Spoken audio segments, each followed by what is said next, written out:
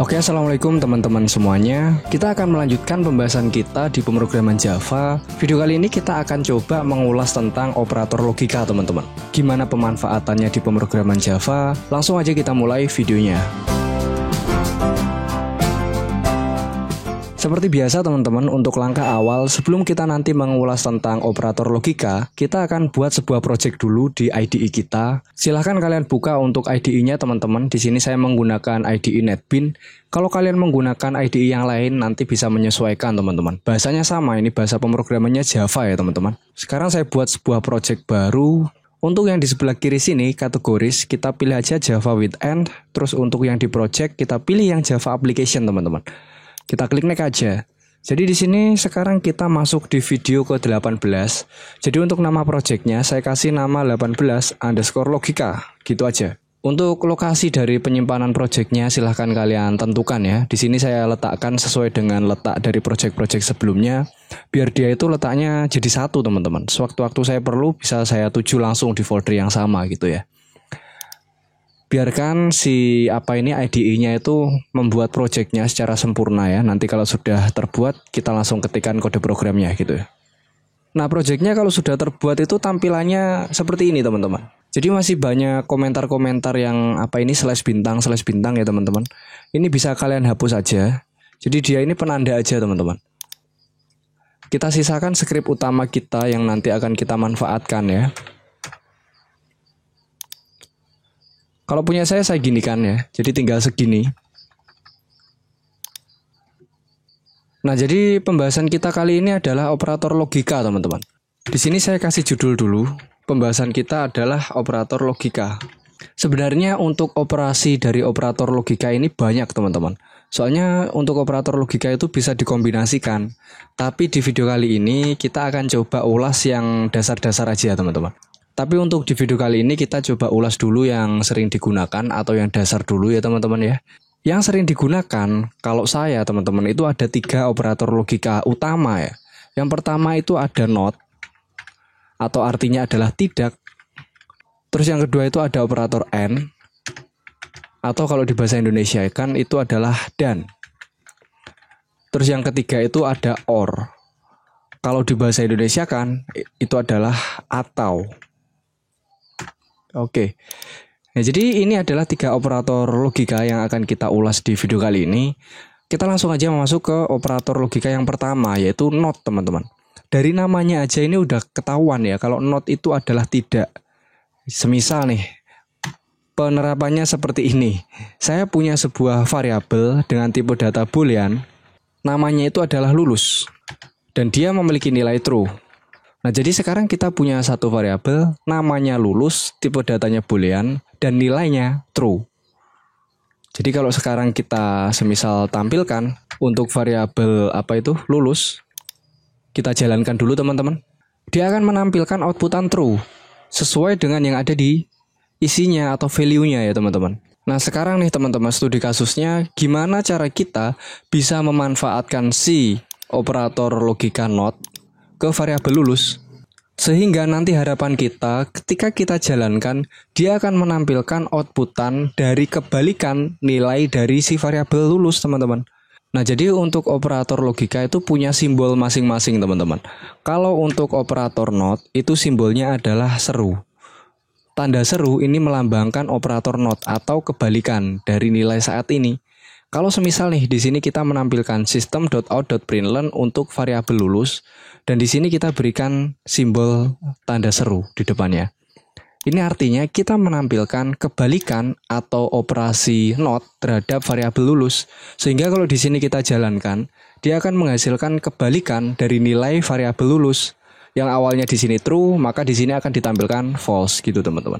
Dan sebaliknya kalau di sini semisal nilainya kita ubah menjadi false, maka ketika kita jalankan, dia akan menghasilkan hasil true. Intinya untuk operator not ini, dia akan memberikan hasil kebalikan dari nilai awal kita. Dan dia hanya berlaku untuk tipe data boolean ya teman-teman, karena yang bisa dibalik nilainya itu hanyalah boolean. Dia punya 2 nilai aja. Kalau 1 berarti kebalikannya adalah 0. Kalau 0 itu berarti kebalikannya adalah 1. Atau kalau true berarti kebalikannya adalah false. Kalau false kebalikannya adalah true gitu. Kita bisa memanfaatkannya seperti ini, atau teman-teman kita bisa memanfaatkan variabel lagi nih. Jadi kalau kita punya lulus itu false, berarti di sini semisal saya punya variabel namanya hasil, itu adalah variabel lulus, dan yang kita tampilkan di sini adalah variabel hasil, maka dia akan menampilkan si false. Tapi kalau di sini variabel hasil itu adalah kebalikan dari variabel lulus, maka kalau kita jalankan dia akan menghasilkan kebalikan dari false, yaitu true. Ya cukup gitu ya teman-teman pembahasan kita untuk not. Nanti kita akan coba ulas lagi di studi kasusnya. Lanjut ya, sekarang kita akan coba masuk ke N. Jadi untuk si operator logika N ini, dia itu konsepnya dan teman-teman. Dan itu kan berarti kalau ada dua objek, dua-duanya harus ikut. Saya mau objek 1 dan objek 2, berarti dua-duanya harus saya miliki. Kalau yang saya miliki itu cuma satu aja teman-teman, berarti saya belum mendapatkan kedua-duanya. Berarti kondisinya adalah false. Saya belum mendapatkan objek 1 dan objek 2 karena yang saya dapatkan cuma objek 1 gitu. Jadi intinya kalau dan teman-teman, dan itu adalah kondisi ketika semua nilainya itu bernilai true, maka akan bernilai true. Ada salah satu aja yang nilainya adalah false, maka dia akan bernilai false gitu teman-teman. Kalau kita not punya simbol tanda seru, kalau di N ya, N itu simbolnya adalah dan. Jadi ada dan sebanyak 2 kali gini. Semisal nih, saya punya sebuah variabel, tipe datanya boolean, namanya A, itu nilainya adalah true. Terus saya punya boolean B, itu nilainya adalah false. Semisal nih saya punya boolean C, itu nilainya adalah A dan B. Ketika di sini saya tampilkan si variabel C, kita lihat di sini.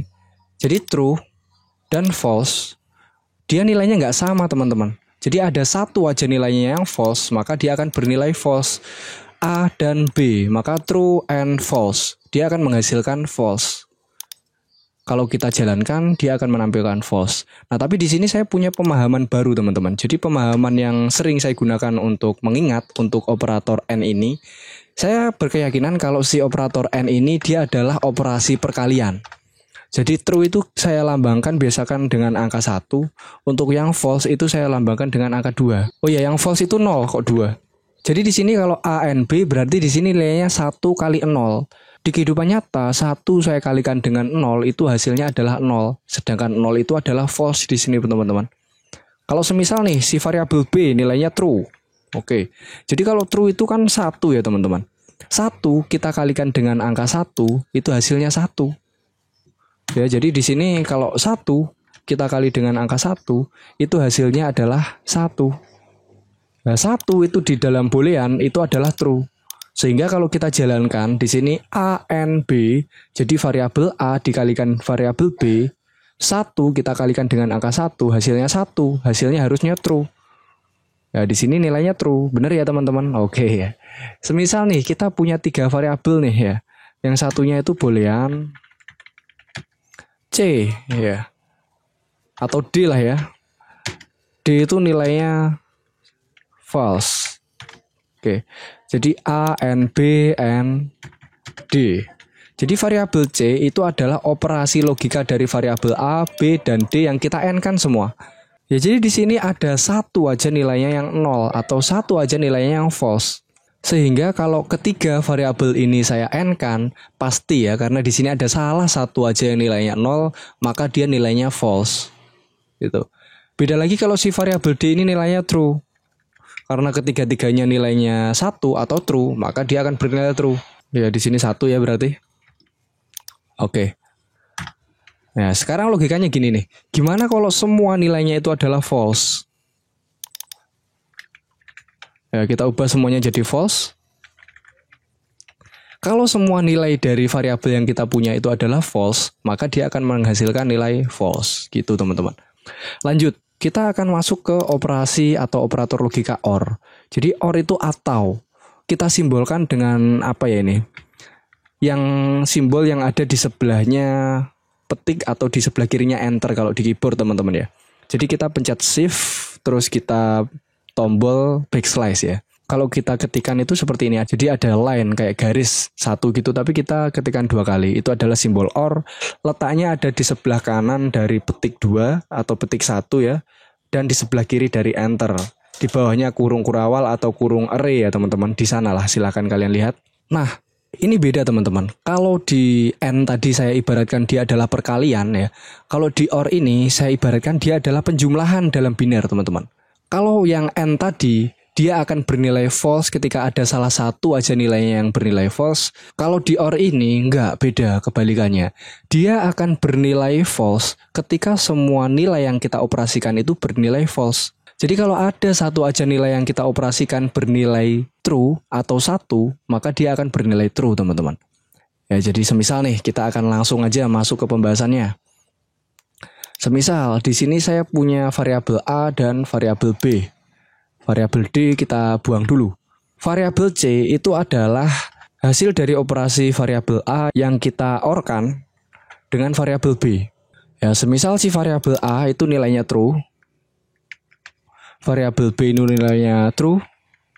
Ketika kita jalankan 1, kita tambahkan dengan 1 di dalam biner itu nilainya nanti bukan 0 ya. Jadi semua yang kita jumlahkan semisal nilainya bukan 0, maka di sini nilainya true teman-teman di operasi OR. Kalau kita jalankan dia akan bernilai true.